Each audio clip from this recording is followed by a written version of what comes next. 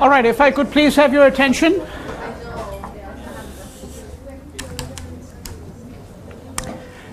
Does anybody have any questions that they'd like to ask before I begin my lecture for today? Anything that comes to mind that we've talked about up till this point in time?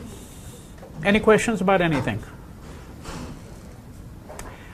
All right, so I'm going to take a few minutes, maybe 10, 15, 20 minutes at most, I think, to wrap up my discussion on the question of women in India. I had started talking to you in the closing minutes of my last lecture about the issue of dowry, something I've spoken about at some length. But I want to give you a fuller picture of what's involved there and some of the considerations that we'd have to keep in mind. And so I'll start with that and make a few general observations, and that will conclude my discussion of the place of women in India, women in the public sphere, because remember that that's a larger rubric under which we're looking at these questions. What is the place of women in India post-1947? And one of the things I attempted to do in my previous lecture was to try to situate that within a slightly longer term perspective by going back to the first half of the 19th century and suggesting to you that one of the reasons why worldwide the status of women is always under consideration is because there is a kind of a tacit understanding that one of the ways in which we're going to now evaluate a country, particularly in relation to other countries, is by looking at how this country, a particular country, treats its women. And I was suggesting to you that this is in fact a kind of a template that came into place in the early 19th century, and that in the 19th century the conclusion certainly of the colonial state was that India was exceedingly backwards because of the various kinds of problems that afflicted women. This is not to say, by the way, I think that should be self-evident, but sometimes one has to mention things that are self-evident, that there are obviously a huge number of problems that were afflicting men as well. So that if we're looking at problems of class, we're looking at problems of access to health care, well, these are not necessarily problems that are particular only to women and to girls. They may be more adversely affected, which is one reason why it has to be given special attention. They may be more adversely affected than might boys and men. And in fact, I've given several illustrations of that in my previous lecture. Now, let me go back to the issue of dowry. So remember that I laid out sort of the problematic for you, that the problematic for us is how does one explain, and this is a problematic that can be viewed in relation to a number of other questions as well, how does one try to explain the fact that something like dowry deaths have taken place in India in the 1960s, 70s, 80s. One doesn't hear about that phenomenon much more these days, which is not to say that they've completely disappeared. I think that they have diminished a great deal. But of course, there are a great many other problems now which afflict women in particular, right? But the problematic is that on the one hand, women's literacy rates went up, women got more educated. Supposedly, we became a more modern and progressive society. And if we did, then the question really is, how does one try to understand a phenomenon such as dowry deaths?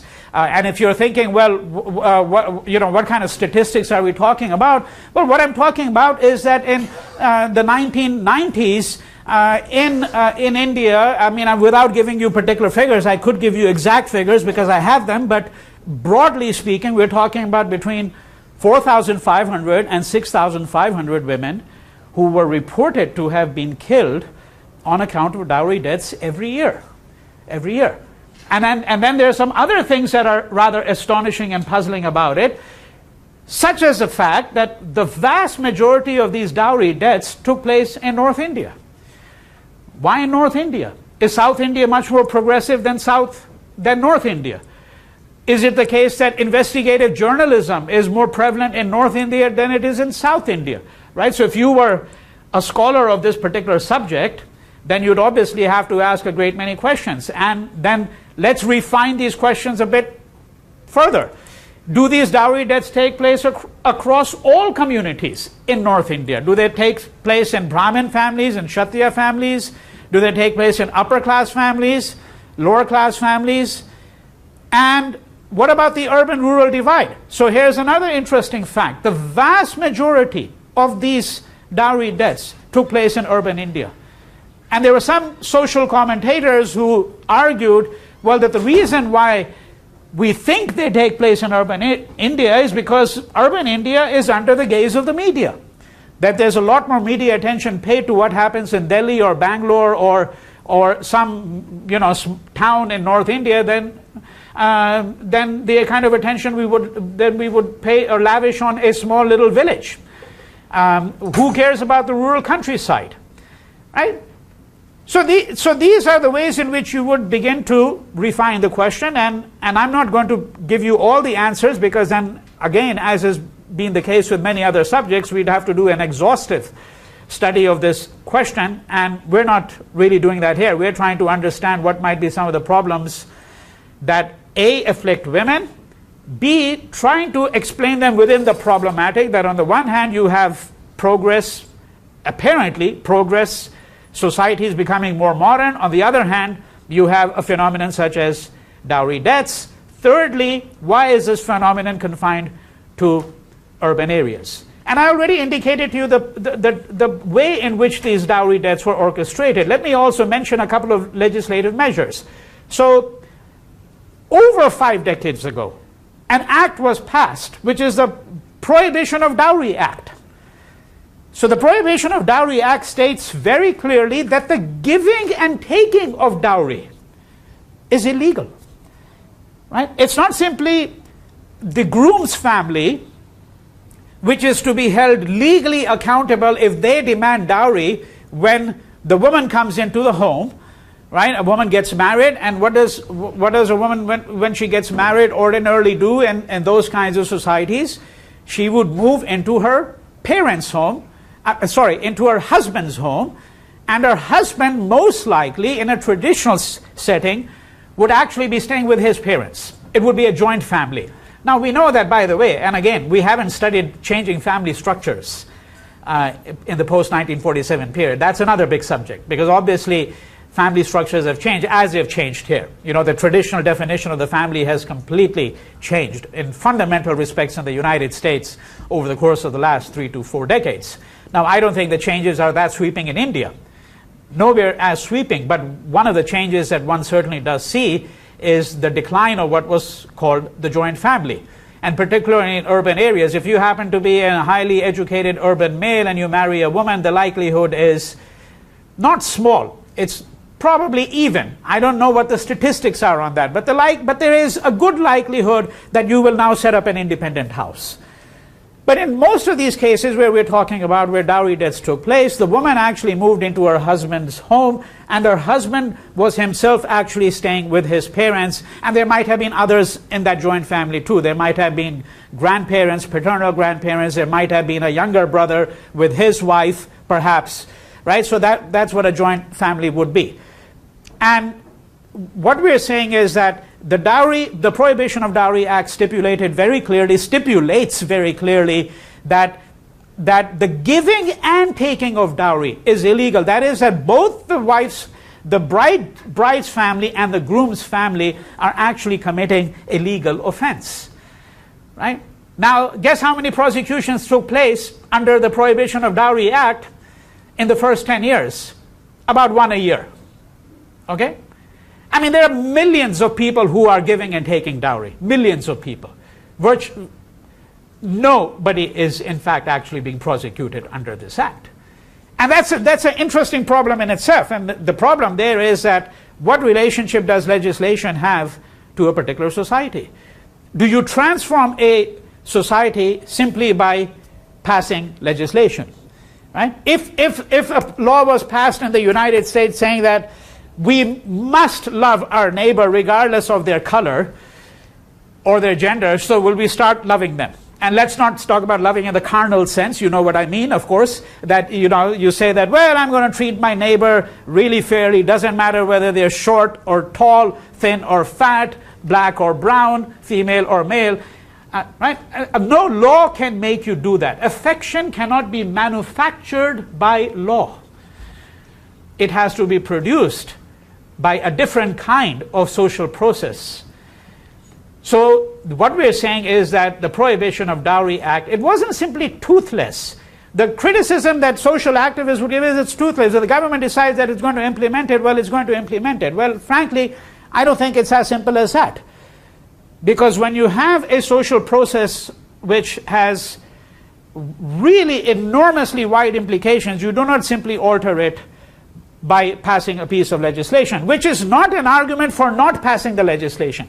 So I'm not saying that there should not be progressive legislation. In some cases, progressive legislation might be actually harmful. It might be harmful because once you pass the legislation, people begin to believe that you've actually resolved the problem. You haven't resolved the problem at all. Right? But now for us, the more interesting question, the one that is more germane and gets us to the heart of the question is, so how exactly does one explain the rise of dowry debts? That's what we're interested in. And for a moment, I want you to turn your attention to what I've written on the board over here, the difference between dowry and bride price. Recall my earlier discussion that I had mentioned that in some communities in India, such as tribal communities, low caste communities, what was in fact actually much more common was bride price rather than dowry. So what is dowry? Dowry, so W here refers to woman, M refers to man. So in a dowry marriage, the woman goes to the husband's home. It's going to be a very, very rare case where after a marriage, the man actually settles in the woman's house. That would be a very rare case. And her parents. That would be highly, highly unusual. So we're looking at the norm here. We're not looking at exceptions here. The woman goes to the man's home. Under the system of marriage where bride price prevails, it's the same thing. A woman gets married and she moves into her husband's home, or they set up a new home. That would be the second option, which you would find in dowry as well. But as I said, that's only something that's becoming a bit more common nowadays. It was certainly not common for a long time, even in the 20th century. But the big difference between dowry and bride price is that in a dowry, a dowry is what a woman brings with her. Okay, she brings with her, it comes with the marriage, and it includes such things as jewelry very often. And there's a very interesting and complicated discussion about whether the jewelry is to be retained by her or whether it becomes part of the possessions of her husband as well. Because very often if she was moving into a joint family and she's bringing a dowry, so let's say the dowry includes 1 refrigerator, 2 TV sets, well, this all becomes part of the common household. And if she's setting up a separate home with her husband, then it becomes part of their joint possessions. But the understanding always was, by the way, and it's a tacit understanding. So when I say tacit, I don't mean that it's written down in law, but this is customary. It was always the case that when the woman brought jewelry with her, this jewelry remained in her possession. Okay? But otherwise, the goods flow from the woman to the man's home. In a situation where your bride price, the man has to bring something, which could very often simply be cash. It could simply be cash. That before the woman's parents would allow her to be married off to bloke A, B, or C, that particular bloke must bring something with him, which could be a cash endowment, right? Or it could be something else. Right? So that's the difference between dowry and bride price. And then, of course, the difference is that bride price was to be found only in certain kinds of communities, such as tribal communities, lower caste communities, right? And dowry was much more prevalent in upper caste communities. Now, the question is, why do we see an acceleration of dowry debts, right? And let's just ignore for a moment those people who argue that this phenomenon always took place. It's just that we're more aware of it now because we happen to be living in more aware times. Frankly, I don't think that's entirely satisfactory, because you do see a dramatic increase, right? And it's not the case that certain investigative journalism suddenly, arose. Let's take a random date, 1970, and we say that before that there was no investigative journalism, and now suddenly the journalists have become aware of this problem. No, I don't think that that's the case. I think that in order to understand why these dowry debts started to rise, we have to understand a number of things. One, to use a phrase that used to be used by sociologists all the time, that phrase is a revolution of rising expectations. What I mean by that is that slowly you have the emergence of a middle class. Now you have one of the consequences of the rise of the middle class, and I discussed this explicitly in a different context, is the rise of consumerism, rampant consumerism. And it is no surprise that in all of these cases of dowry deaths, we saw that the dowry demand would include very often from the groom's family. So the groom's family would say to the bride's family that before we agree to have this woman come into our house as our daughter-in-law, she must bring with her, as part of her dowry, 3 refrigerators, 3 TV sets, 5 radios, whatever the case might be. Now that's consumerism. See, in other words, I think that traditional societies had a way of placing certain restraints upon themselves. And to say that is not to glorify traditional societies, but to simply suggest that there are certain restraints that people placed upon themselves in traditional societies. That's what the English social historian E.P. Thompson wrote about when he talked about the political economy of the rural countryside. That when you had food riots, there were still limits to what people would do.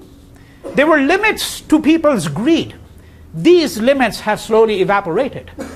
And not just evaporated in India, they've evaporated in large parts of the world, which is one reason why you have enormous gaps between the super rich and the super poor, gaps that every statistic database that we have, every database that we have suggests that this gap is rising in virtually every country that we can think of. Okay? So one, we're talking about the rise of the middle class, and 2, related to that, the increase of consumerism. Third, something I spoke about again before, but now this is the context in which we have to think about it: Sanskritization. Remember, what is Sanskritization? Sanskritization is when the phenomenon of what happens when the lower classes begin to emulate the upper classes. So you're a member of the lower caste community, lower class community, you come into money, you want to have respectability. What do? You start to emulate the upper classes. So communities that used to practice bride price slowly will now gravitate towards dowry. Right? Because this is the way in which you gain respectability. And a very simple illustration of that would be lower caste communities that are really lower caste communities, and they eat beef, which of course no upper caste Hindu would do. So when a lower caste person wants to Sanskritize himself or herself, one of the first things that they will do is they will stop eating beef. Right? That's what it means to Sanskritize. So rise of the middle class, number 1, rise of consumerism, number 2, number 3, Sanskritization. Number 4, okay, why is it that these deaths took place largely in urban areas? And not just in urban areas, but if you do very detailed sociological work, one of the things that was found out by many of the researchers was that in fact a great many of these deaths took place in cities like Delhi and in the near proximity to Delhi. Now, I come from that part of India, and I know what is the rampant view of people, the kind of communities that I come from. So for example, I'm a Punjabi, which will not mean something to all of you. Some of you will understand what that means. But the Punjabis, for example, are very often stereotyped as people without culture. The Bengalis always used to tell the Punjabis, you've got agriculture, we have got culture. Okay, that used to be the big stereotype between the Bengalis, who were all supposedly educated, elite, all immersed in classical music, right? And then there were these peasant types like myself, so to speak. Okay, that was the split. Now, the relevance of all of this is that Delhi, and again, something that's been mentioned in a different context, explicitly by myself in this class, and that was that what was the population of Delhi before 1947? Less than 500,000. What is its population today? 21 million. The second largest city in the world. Okay? Now what does that mean? What that means is that these are cities that have grown up in an incredibly shorter period of time. but they've not really grown up in other ways. There's a huge lag between the accumulation of capital in the city, political capital, economic capital, right? And what you might describe as moral capital. There's a huge gap between the two. Communities cannot be established over a period of generation. They are established over a period of several generations. Because one of the ways in which you check something like dowry debts is when there is enough social pressure within a community to check that. That if a family starts to misbehave towards the daughter-in-law that has come in there, neighbors will start to pounce upon the family. Now, this did not happen in Delhi. It would have happened in cities in India where there were long-established communities. Delhi was essentially a city of refugees and migrants. And the bulk of the population comes into Delhi in the post-1947 period. Massive acceleration. The 1984 killings that took place, which in the aftermath of Mrs. Gandhi's death, a lot of these killings took place in what are called the Trans-Yamuna colonies. So the Yamuna is a river that flows through Delhi. We don't want to call it a river anymore. It's one of the most polluted bodies of water in the world. I'm telling you, right? But it's a river, officially. A sacred river. And so the communities that are established across the river, these are new communities. These are communities of refugees, migrants, industrial labor, poor people. And I'm not saying that poor people are more likely to riot or they're less disciplined. That's the stereotype. But what is true is that these are people who have come into residential areas very recently. They do not have the kind of social cohesiveness that a more traditional established community has. Now, when you do not have social cohesiveness in a community, what that means is you do not have the kind of social checks that you really need in order to be able to shame the people who are taking part in these kinds of activities. Because one of the things that has been found out by researchers like myself, who have looked into this question in great detail, and we were astonished initially when we started to find this out, was that the same man who, in association very often with his own mother and other members of the family, orchestrates an accident in which his young bride is burned to death, that same man will do what? 3 months later, he will go out and get married again. Why does he do that? Because he gets a second dowry. He gets a second dowry. Right? Now, if this man was truly grieving, because of the loss of his wife and so forth and so on, he's not simply going to do another economic transaction, because that's what it is. It's an economic transaction. And that's the fifth thing. That when a society, or some elements or some segments of that society, now suddenly begin to engage in a cost calculation, okay, then you begin to, in fact, in some ways, diminish the value of human life. And the lives of women are more expendable because in many of these families, the woman is someone who will be seen as not being productive. Right? So this is how the cost calculation takes place. You see that a woman's productivity and her reproductive value, they have to be higher than the cost of maintaining her. If they're not higher than the cost of maintaining her, then she's a liability. And if she's a liability, then you orchestrate an accident and get rid of her. Right? That's what we're talking about. And it sounds absolutely cold, ruthless, brutal. Well, it is cold, ruthless, and brutal. There's just no other way to talk about it. There's no way of disguising this and saying that, well, no, this really was an accident. We don't know what happened. And very often what they try to do is that, the woman is burned to death. Well, the cops might be brought in some of these cases, and then the woman will give a dying declaration. If she's coherent enough at that point, she's got 50% body burns or 80%, whatever the case might be. Now, as a reaction to this whole thing, and this is one of the reasons why dowry deaths have diminished, and this is where legislation can help. Okay, so partly as a consequence of this epidemic of dowry deaths, one of the things that the Indian state did was they passed a law. And the law was that if any woman dies within 7 years of her marriage on account of anything other than natural causes. So let's say the coroner issues a report and says, well, she had a heart attack. Okay, that's a natural cause. But if she died within 7 years of her marriage on account of anything other than a natural cause, you have to perform an autopsy on the body, and you have to open up a criminal investigation into the case. And of course, it sounds very progressive legislation, it is, but then of course the families that are really wealthy, if you're wealthy enough, if you're crazy enough to burn your young daughter-in-law, you're certainly going to be crazy enough to try to bribe the police officials who have been appointed to investigate the case, right? So this did not fully resolve all the problems, but it certainly went part of the way to trying to ameliorate this problem.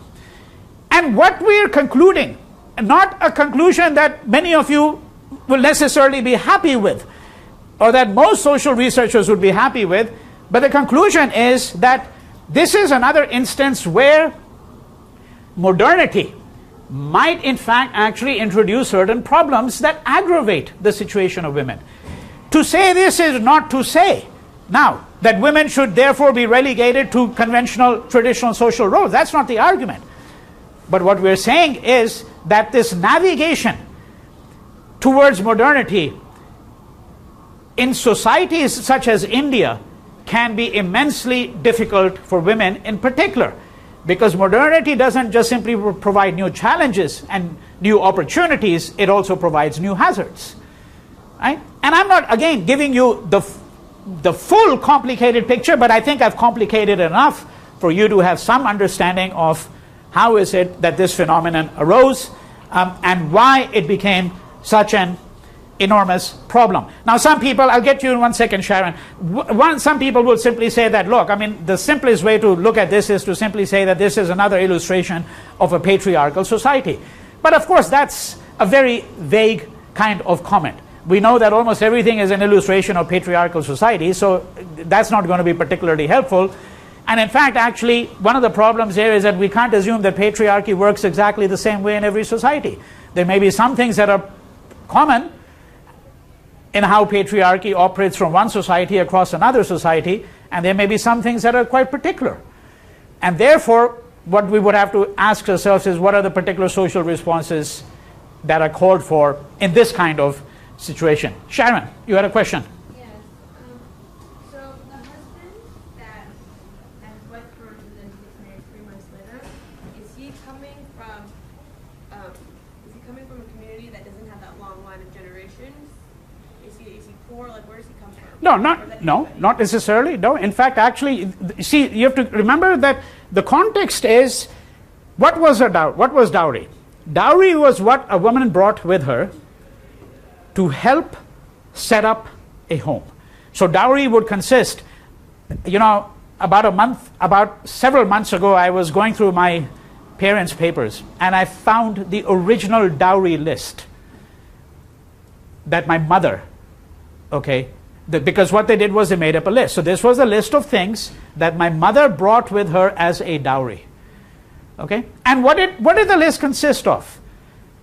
2 frying pans, 2 sets of linen, 3 pillowcases, 2 pillows, 1 blanket. That's what it consisted of. I mean, I'm not giving you the full list, but household items. In these cases, what was the demand for dowry? The demand for dowry was, it'd be nice to have a BMW. I mean, there were people who were actually saying the woman has to bring with her a BMW, a Mercedes. Now, of course, those are extreme cases. But it may be, the demand may be, well, the woman must bring with her enough cash so that the husband's brother can then go to UCLA on a scholarship. Right? There were cases like that. These are not people coming from poor families. And I'm glad you asked that question, because it's a way for me to answer it, to restate what I'd said in a different way. One should not assume, as most people will assume, 99% people will assume, in a casual conversation, these things are what happened in backward medieval rural India. No. These are things that are happening in urban India, among the most educated and most progressive societies. And I know this is not the message to convey to those who are getting educated, because the argument here is not that education is the root of all problems, but neither is it the root of all solutions, which is a liberal panacea. The liberal view is, education. Mahatma Gandhi in 1930s was visited by an English Protestant missionary, and the missionary asked him, he stayed there for several days with Gandhi, and then he asked him, and I'll just tell you this anecdote and you'll see why I'm mentioning it. He said to Gandhi, what is it that gives you the greatest hope? You've been working in India with the masses for years now. What is it that gives you the greatest hope? And Gandhi said, after pondering just for a second, he said, the fact that most of the people of India are still adhering to the path of non-violence in our struggle for independence. This is what gives me the greatest hope. And then the missionary said, what fills you with the greatest despair? And Gandhi did not hesitate for a second. He said, what fills me with the greatest despair is the hard-heartedness of the educated. The hard-heartedness of the educated. The coldness of the educated. Okay? So that I'm just setting it up that way. And again, as I said, the inference to be drawn from this is not that we do away with education. Why am I in the business of education, so to speak?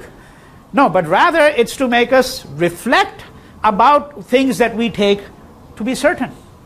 One last question, and I have to move on to the next subject. Yeah. What's been the response of the women's side of the family? What was the response of? The women's side of the family, regarding. Oh, the women's side of the family. Very often what they would attempt to do is obviously go to the police, right? That was what you did. You see, I'm not sketching out all the details, because then I'd have to look at case histories. But what happens in these cases, it's not as though the dowry debt takes place the minute the woman arrives at the home of the husband. She gets married, she arrives at the home of her husband.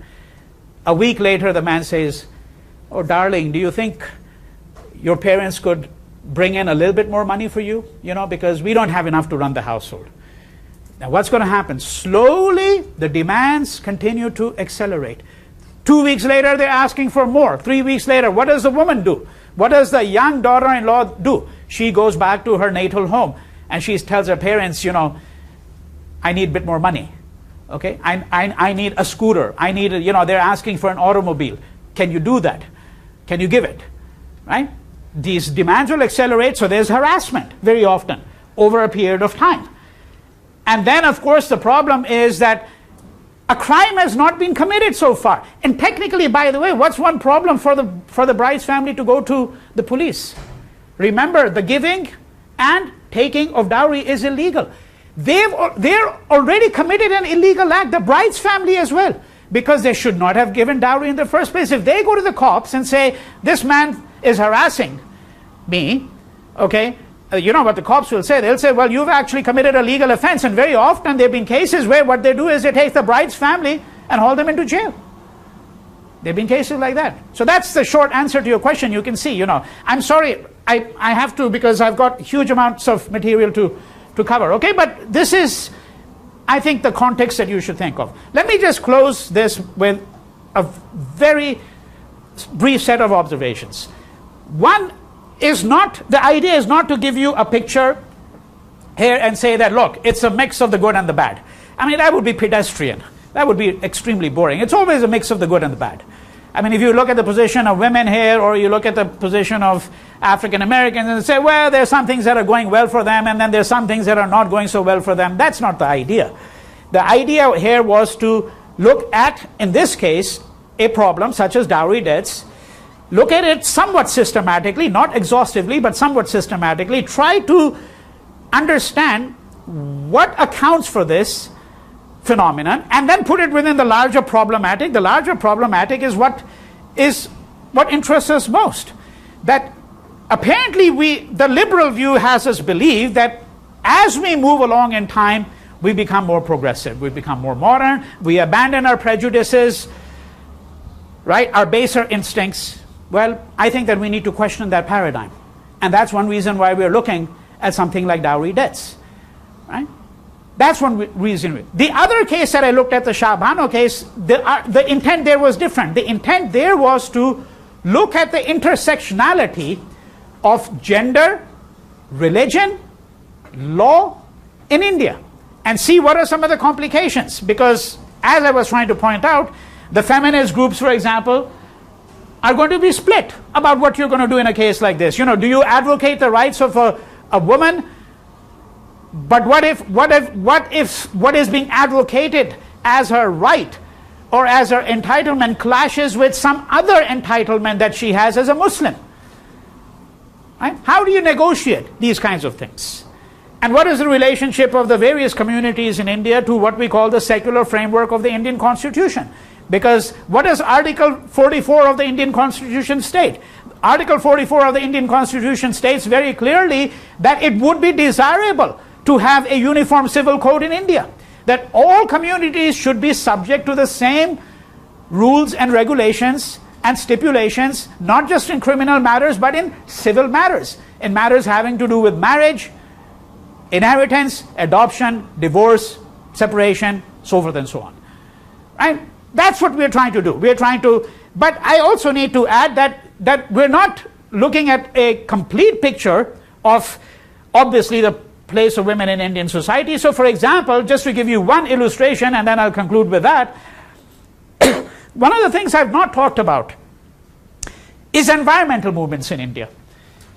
And I think that there have been environmental / ecological movements. The two words are not exactly the same, but just for the sake of convenience, let's assume they are. That these environmental / ecological movements, I think, have been a significant force. And they've been a significant force because many of these are grassroots movements. Why do people take part in an environmental movement? They take part because that community is adversely affected. It's adversely affected by such things as global warming. Right? Now, if you've got deforestation going on in the Himalayas, well, one of the consequences of extreme deforestation is flooding. Flooding, right? And if flooding takes place, obviously certain communities are more adversely affected. Generally, the communities that are most adversely affected are those communities that happen to be marginalized. They're marginalized either because they're women, or they're tribals, or they're lower caste or lower class, and very often the combination of all of them. Right? These are the communities that are going to be most adversely affected, usually. And I gave the illustration that, you know, if you look at the United States, 95% of the toxic wastes and hazardous wastes and nuclear wastes, you don't think you're going to find it in Westwood or in Beverly Hills. They're going to be found next to American Indian communities. That's a fact. Because that's a community that is the most impoverished, the least able to speak up for itself. And in these movements, women have unquestionably in India been important. They've unquestionably been important. And they're important because, as to reiterate what I've just said, because they are the ones who are most adversely affected often. So the very famous movement that they had, it's called the Chipko movement, again inspired by Gandhi. You know, Chipko. The word Chipko is, for those of you who know Hindi, Urdu, you would know, Chipakna is to hug, right? So it's called the Chipko movement because this happened in Uttarakhand, in the what I'm going to call the lower foothills of the Himalayas. This is not 20,000. We're talking about altitudes of 10 to 13, 14,000 feet. Led by a number of major environmentalists, one of whom is still alive in his late 80s. I actually went to the place where he did the movement 30 years ago, Sundarlal Bahugna. And it's called the Chipko movement because when people who were in the lumber industry, when they came to, chop down the trees and haul it away as lumber, these women just clung to the trees. They chained themselves literally to the trees because they said these trees are the source of our livelihood. They are our air, they are our soil, they are our water, so to speak. Right? And this became a mass movement, and it had some effects. I mean, in some of the cases, these lumber companies had to withdraw. Right? But this movement, the women were actually critical. So I think that if we wanted to obviously do a more comprehensive examination of women's places in India, we'd have to certainly look at such things. And that when we speak about women being in the public sphere, it just doesn't mean being out in the street in an urban area and lounging around with friends, just as men do, but it also means entering into the public sphere in these different kinds of political ways, such as joining or leading or instigating an environmental movement. All right? Okay. We are now on to the last segment of the class, because the last lecture will obviously be a set of reflections on where India is today, including such things as India's aspirations to be a world power. What are some of the problems there? But the last segment here is something that I think is actually something that we really have to have some understanding of, and that is popular and public culture in India, including, of course, what is called Bollywood. And here again, we cannot get into all the nuances. The word Bollywood itself is of fairly recent vintage, and not used appropriately, really, because it refers technically to a certain kind of Hindi film, but now it's used to refer to mainstream Hindi cinema. It is also important to mention, just simply so that you understand it, that most people think of Indian cinema as Bollywood, and Bollywood films are films that are made in Hindi. And this industry is centered in Bombay, right, or Mumbai, as it's now known, the second largest city in India. Used to be the largest city until Delhi overtook it just a very short time ago. So that's where the industry has been centered. However, Indian cinema is far larger than Bollywood. The cinemas of South India, films made in Telugu, Tamil, Malayalam, we're talking about hundreds of films made. And in some parts of the Indian diaspora, in Singapore and Malaysia, for example, where the Indian population comes largely from South India, the films that are most popular are films that are made in Tamil and Malayalam and Telugu. Right? That's another cinema altogether. So that's one observation. The second observation is that, however widespread the influence of Hollywood, however dominant the metaphors of Hollywood, notwithstanding all of that, Bollywood, or Indian, Bombay-based cinema, and more broadly Indian cinema, has its own conventions. It has its own conventions, it has its own following, and it generates a passion that I do not think can be understood in the United States. When an Indian film star dies, this happened a few years ago, a major Indian film star from South India died, the whole city came to a standstill for days. I mean, and it's like a mass funeral. I mean, there are millions of people who go out into the streets. The twin passions that animate life in India are Bollywood, but Bollywood now I'm using as a synonym for all Indian cinemas, and cricket. Okay, these are the twin passions. And then, of course, if you make a film which brings in both, such as Lagan, which was made about 10-12 years ago, then you've got a hit. You don't really have to do very much, right? Other than be moderately smart and moderately good only. But these are the twin passions. We will talk a little bit about the culture of cricket later on, but what we are interested in here is cinema. However, before I get to the subject of cinema, it's important that we make some distinctions. And these distinctions go well beyond what I'm going to say in class today. And you don't have to agree with the way in which I've drawn up these distinctions, but I'm certainly hoping that it'll set you thinking. There are 4 terms we need to think about, which are written on the board here: classical culture, popular culture, mass culture, folk culture. Okay? In the United States, I would say the main opposition, the classical opposition, is popular culture and classical culture. Okay? So popular culture would include things such as pop music, rock music. Elvis Presley was popular culture. Nobody in his or her right mind would call Elvis Presley classical culture. Of course, there are ways in which you can now say that this gap is bridged. What would be an instance of popular classical culture? does anybody here listen to Western classical music?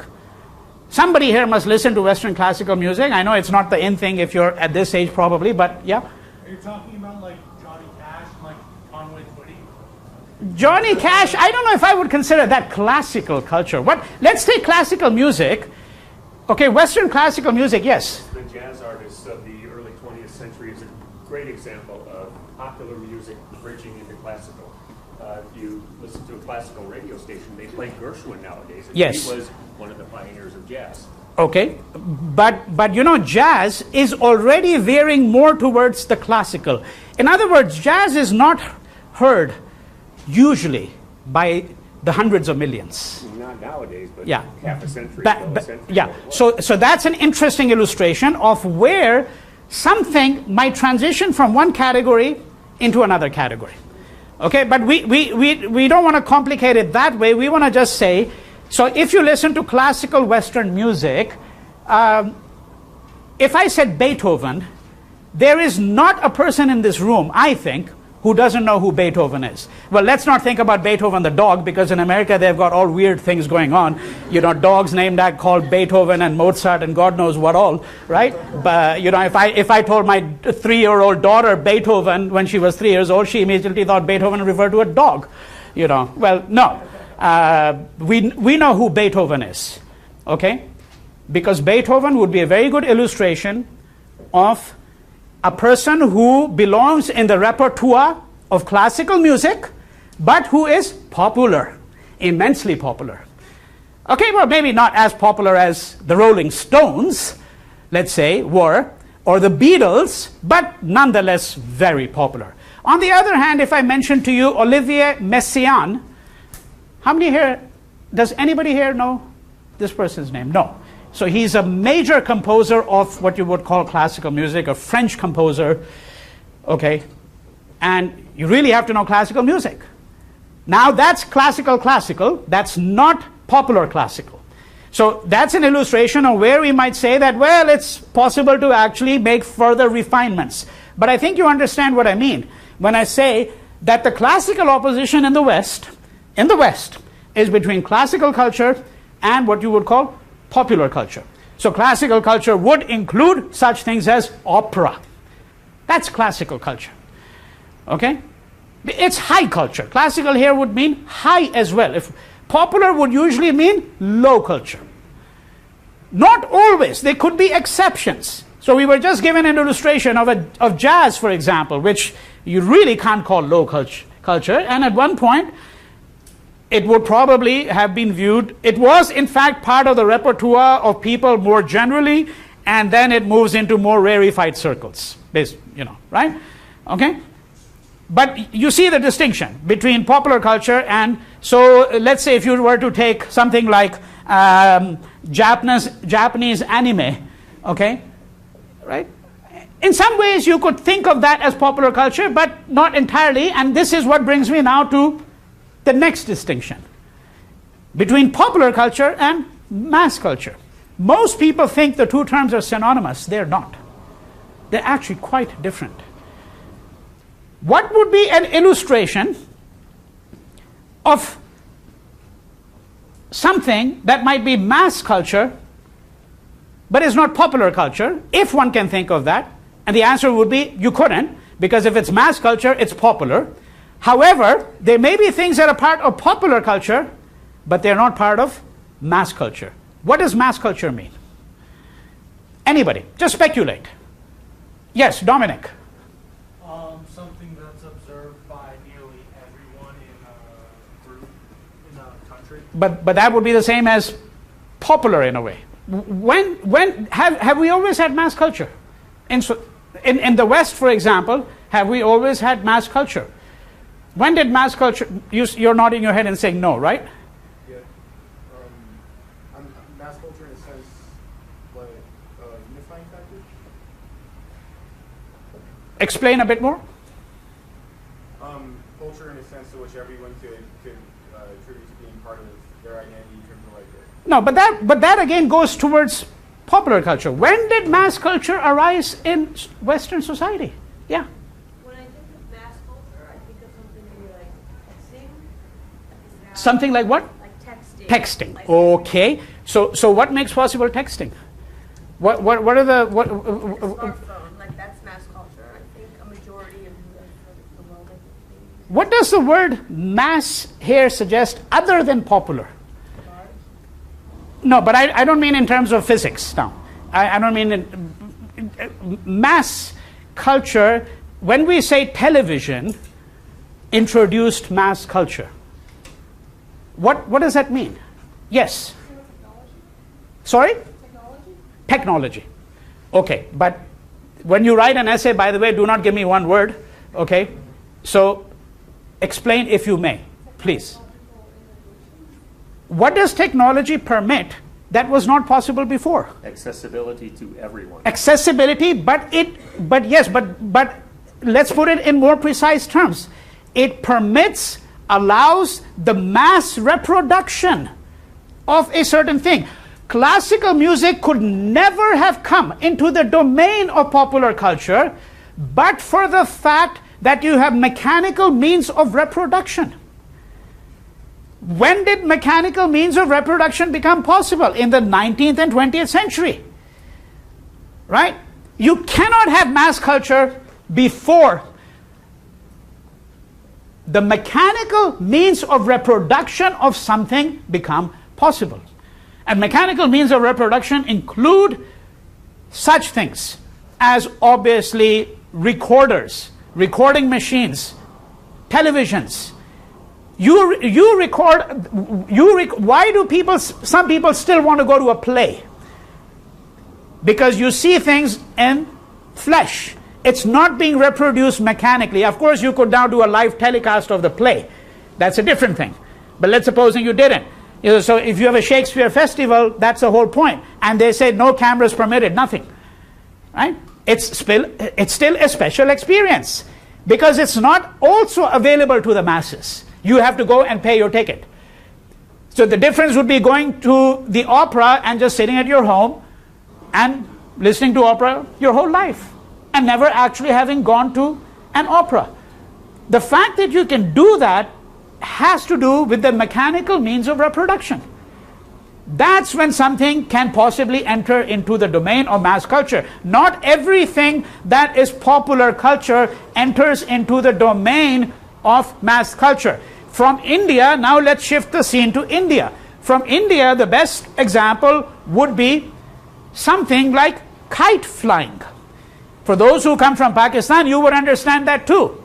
Because in Pakistan and in India and in Bangladesh, one of the things that people very often used to do, it's decreasing slowly. One of the reasons it's decreasing is because of the influence of mass culture. It's like my son, he'd much rather be with an iPad all day long or an iPhone. Who the hell wants to go to the rooftop and fly a kite, a paper kite? Okay? But kite flying was popular culture. It was not something that was done by the elites. Okay? Only. It was done by everybody. But it cannot become part of mass culture because there are no means for the mechanical reproduction of this thing, of this phenomenon. I hope you understand. This is a crucial distinction because, as I said, most people will use this interchangeably. All forms of mass culture are necessarily popular. But all forms of popular culture are not necessarily mass culture. Hindi cinema is both mass culture and popular culture.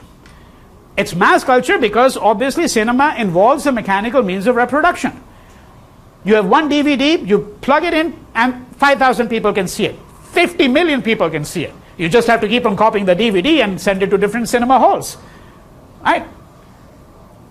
You cannot do that with kite flying or playing marbles on the streets, which is what we used to do when we were growing up. That's popular culture. It's not mass culture. That's the distinction. And then finally, folk culture. In the United States, in the West more generally, folk culture, frankly, no longer really exists. It only exists in very, very small pockets. Very, very, very small pockets, if at all. There is no such thing really as folk culture because folk culture is the culture that is very local, very indigenous, very vernacular. Extremely vernacular. Okay? That's what folk culture is. Now, I'll give you an illustration. And this is important because the Hindi film draws on folk culture as well. And I'm not going to be able to show all of that to you in my discussion of this particular film, Diwar, today, and in my continuing lecture on this on Tuesday. But I need to mention it to you so that you can begin to think about it when you see films, not just like this one, but all other Indian films. Now, folk culture, as I said, is something that in the West can frankly no longer be encountered. In India, there are still large pockets of folk culture. Why are there very large pockets of folk culture? Partly because the mechanical means of reproduction has not caught on everywhere, partly because the reach of the state is not everywhere. Many places still remain unconnected in some ways. But those are only, of course, the overt reasons. They're much more sophisticated reasons.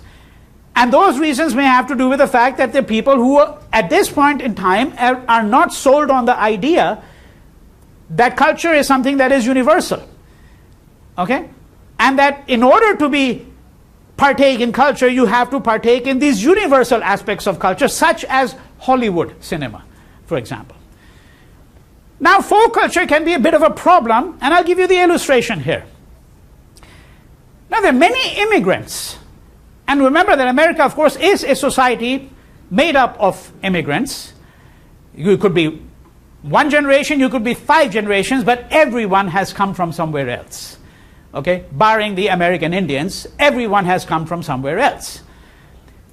In many immigrant groups, you still find the phenomenon where they are imagining what their culture was like, which they have lost contact with.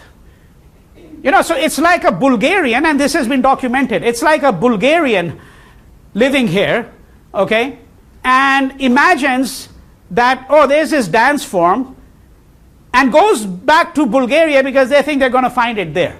Well, Bulgaria's moved on, right? It's only in your imagination. But what they'll do, what that state of Bulgaria will do, is because they want to encourage all of these people who are heritage students, as it were, you know, heritage people, they want to go back and discover their heritage.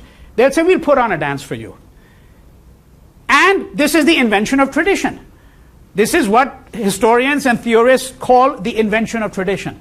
They say, this is a 19th century Bulgarian dance. This should satisfy you. Now you're seeing your real authentic culture. You know, that's what all the NRIs do. NRI is non-resident Indians, you know. So there's this culture show that's put on every year here. You know, I used to go to it regularly because I document these things, you know, and study them, right? And, you know, their idea of what India was like, I mean, it's frozen in time completely. Completely frozen in time, you know. And so they would do this folk dance of Kerala. Well, you go to Kerala and see if you can find that folk dance. You can't, you know. So this folk culture, what is it? It's basically, in many countries, it's strictly for tourists now.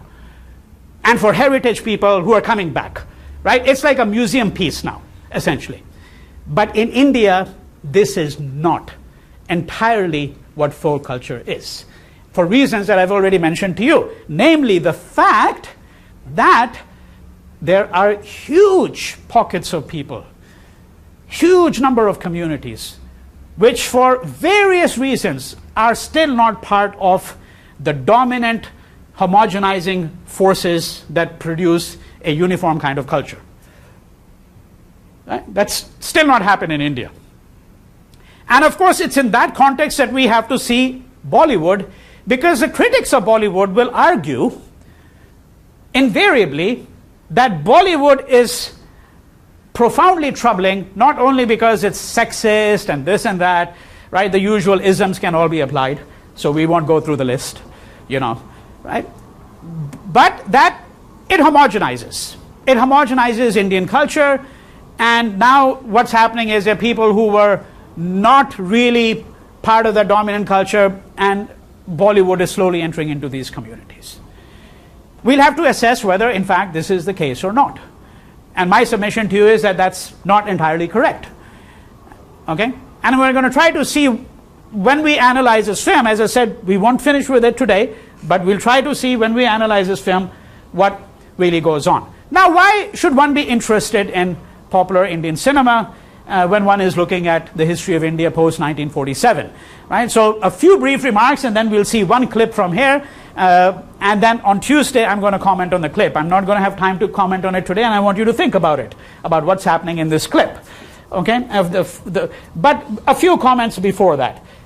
So here are a few questions. How many of you, by the way, just so that I know, how many of you here have seen, other than Diwar, how many of you have seen some other Indian film? So roughly half. Okay. So here are a few questions for you. Think about it.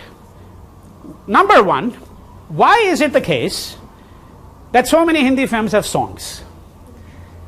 And because they have songs, and the vast majority have songs, should we call them musicals, which is what many people call them? They call them musicals. Frankly, I think that's completely inappropriate. And not only inappropriate, it reveals nothing. Because what does it do?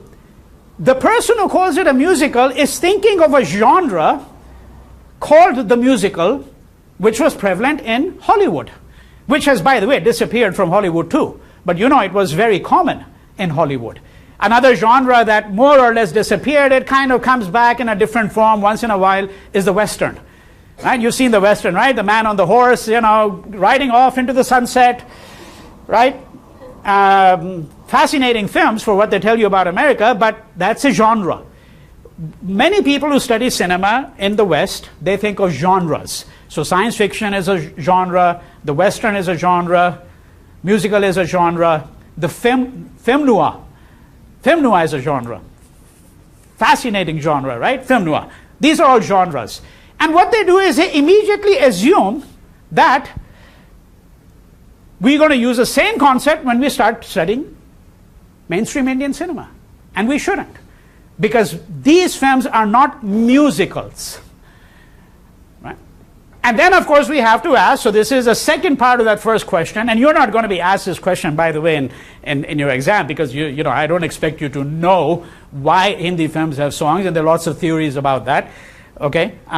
But the question that follows is, so we do know that they have songs, so how do we interpret these songs? Right? Is this an occasion because the Hindi film used to be let's take a satirical view of it. The Hindi film used to be 3.5 hours long at one point. Then it got to be 3 hours. Now it's still very long, by the way. That's one problem with studying Hindi cinema. You've got to sit through long films. And if they happen to be very bad, which many of them are, then it's torture, frankly. But so one common satirical view was, well, you need a bathroom break, so that's what you do during the song. You go off to the bathroom. You're not missing anything, right? That was a satirical view, right? Then there's this view that much more sophisticated view, that the characters in the song can say what they cannot say in the dialogue. They cannot say in the dialogue what they can say in the song. So let's supposing a woman is pining for a lover, or a man is pining for his lover, and there's some act of transgression involved in that love. It's across caste, across religion, and the song, you can say that, but you cannot say it in dialogue. Right? So there are various ways in which we can interpret the Hindi film song. Is it a way to advance the narrative, except that you now take 10 years and you put it all into one song? So you see, and very often in a song, by the way, you saw that the heroine had gone through like 8 changes of clothing in 3 minutes, right? Because, of course, it's representing different phases. It's the collapse of time. That's what's happening. It's not like the fashion designer is saying, hey, this is a wonderful opportunity for me to put out 8 different types of costumes, right? That maybe some of that too. There may be some of that too, but what we're talking about is that there may be a way to advance, okay, the story, right? I have to finish because I want to continue with my train of thought and just lay it out for you. So that's one question. I'm giving you a few questions for you to think about. Secondly, and very few, if anyone in this room would really know this to be the case, but take my word for it, unless you've seen these Hindi films. And these Hindi films of the 70s, 60s, 70s, 80s, 90s, for example, where you had the hero and the villain. And then the villain, of course, always had an army, as it were, right? He's got associates, bunch of hooligans and gundas, they are called. Gundas is the word that's used in in South Asia, right? You know, so at the end, of course, they have a fight. And guess what? After the last punch, that's when the cops arrive. It's always after the last punch. So the question is, why do the cops always arrive so late in the Hindi film? Why do they always arrive so late? Why didn't they arrive 3 minutes earlier and help the hero? Right? And you could say, of course, the reason why that was the case was because this shows the hero in a great light. He can tackle 50 of these hooligans all by himself. And if you've seen the Hindi film, you know they do it, right? I mean, one man will dispatch 50 of them into oblivion. Right? Okay? Right? But no, that would be way too simple, frankly. You'd have to think of something else. Right? Why does a cop always arrive so late? And one theory I would advance is because the Hindi filmmaker tacitly always was expressing the dominant view of that society. What was the dominant view of that society? That the state is useless. The state is not going to help you. You have to help yourself. You have to help yourself. Because what does the police represent? It represents the arm of the state. That's what Ferguson is all about. Why do you think there's so much anger directed against the police? It's an arm of the state. And what is a state? A state is an entity that has the monopoly on the use of force. No one else can use violence. If you do, there are consequences. The state claims legitimate monopoly over the use of violence. And that legitimate violence that the state claims for itself, it's either the army or internally the police. So the police arrives too late, partly because it is an expression of the sentiment on the part of the director who's reflecting the views of the dominant view of the society that the state, frankly, cannot be relied upon to procure equality or justice. Okay? But that's an interesting question. And here's a third question. And this one takes us to this film, which is why this is the third question for you. I can give you 50, but we'll restrict ourselves to 3. It'll take us to this film because all of you, if you've seen the film, you know it's got 2 brothers. Okay? Now, almost every second Hindi film had either brothers, 2 brothers, 3 brothers. You know, there's this very famous film, it's called Amar, Akbar, Anthony. So Amar is the Hindu name, Akbar is the Muslim name, Anthony is of course the Christian name. So many people saw this as a film that was also a film about the national unity of India. 3 heroes, 3 brothers. And in all of these films, and there are hundreds, thousands of them, frankly, thousands of them. Okay, and there are variations on this. And I'll tell you the variations in a second. So the double, for example. The double is very, very common. Of course, you find the double in the West too. You know, you find it in Dostoevsky. Okay? Famous film by Kurosawa. Akira Kurosawa, Kagemusha, which is about the double. So forth and so on. I could get examples from different cultures, but this goes way beyond that. Way beyond that. Right? I mean, every second Hindi film has either twins or brothers or doubles. Why do they do it? Why do they have that? Right? And in this case, you've got brothers. And someone here who knows his or her Bible will say, well, isn't this the Abel and Cain story? Right? Abel and Cain, right? Sacrifice, 2 brothers. And you could find the 2 brothers in virtually every culture of the world. Okay? I mean, there are kung fu films where you've got 2 brothers. And what happens, 2 brothers? They go separate ways.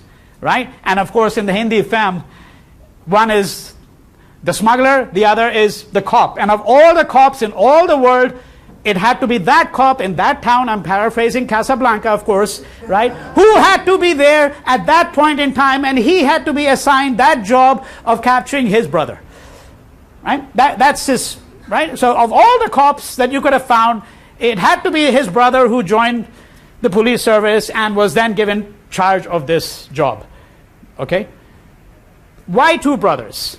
Now, another interesting thing that you could think about In many Hollywood films, you have people who have split personalities. That's a common theme in Hollywood. Split personalities. People who are schizophrenic, people who have bipolar disorder, so forth and so on. Hundreds of films over the last several decades. Virtually no Hindi film of that kind. Virtually no Hindi film. Why that difference?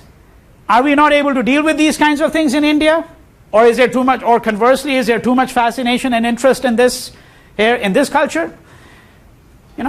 And what I want to suggest to you is very simply the following, that what the Hindi film does, and that's why you often have two brothers or two sisters.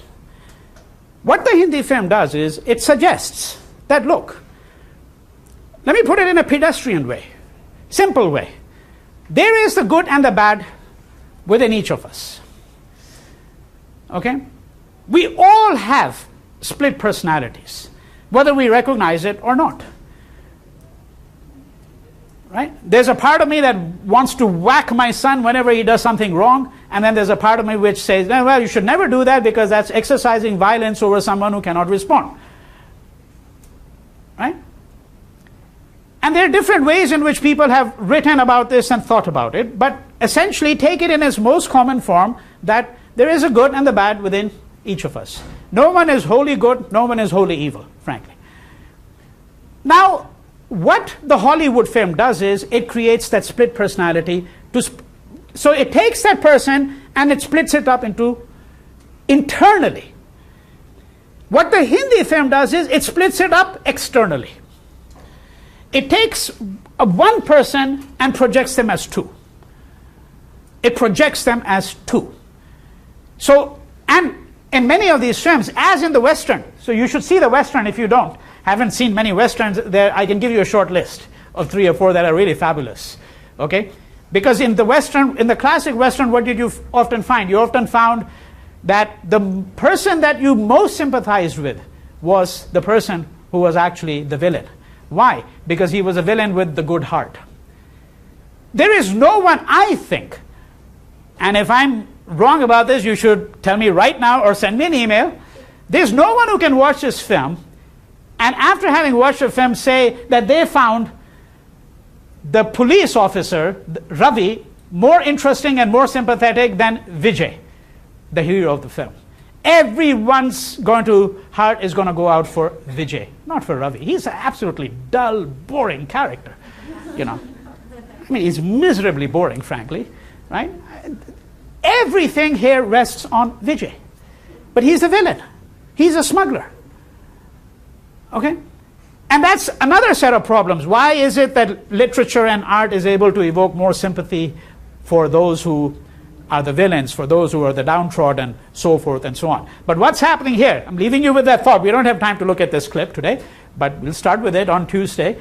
What essentially I'm arguing is that you've got one character who has now been split up externally as two. Okay? So it's the self and the other. It's the self and the disowned part of yourself. The disowned part of yourself is important to think about. That part of yourself which you disown, which you discard. And that is what Vijay is going to remind Ravi about constantly. Okay, so think of it this way, and we'll begin on Tuesday. Please be sure you've watched the film and possibly have read the book.